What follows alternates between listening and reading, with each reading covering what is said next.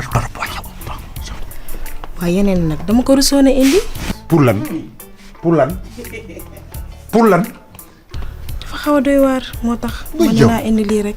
yow fii école de formation la dañ fiy jàngale mënoo fii indi mbir mu muy yëm ñun ndaanaan bu ne ñëw na fi. Mati. waaw combien de cours ngay jël. 3 tickets.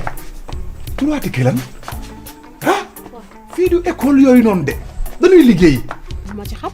école bi du ñu jël 3 cours. au delà bi gën a ndaw. cours bi gën a ndaw. mi ngi tàmbalee ci 5 cours.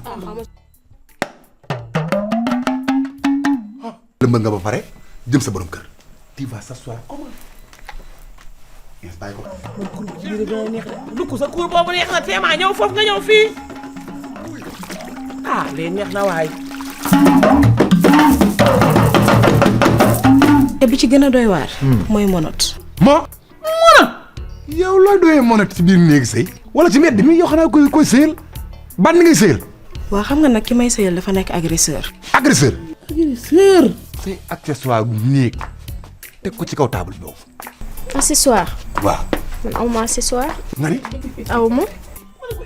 amoy accessoire néeg. dama ko bàyyi ak xale yi. waay ndaw Samba.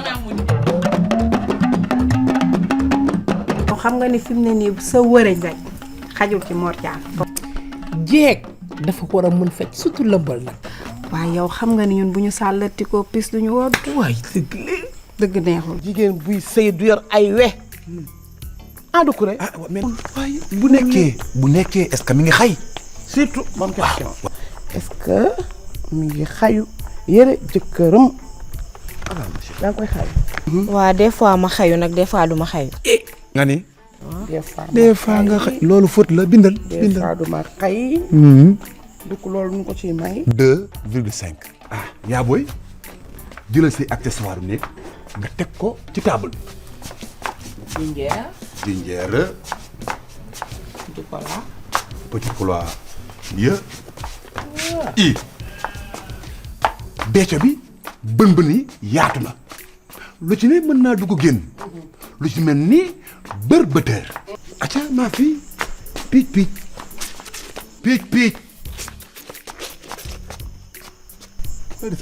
Oh, mais la belle fille là, elle fait quoi?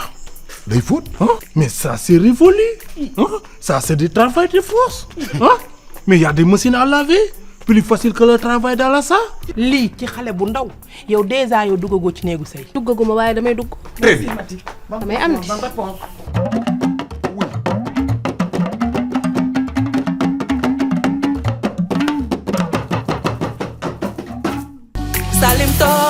Dimanche à 21h sur ITV et sur la chaîne YouTube de Cristal Vision.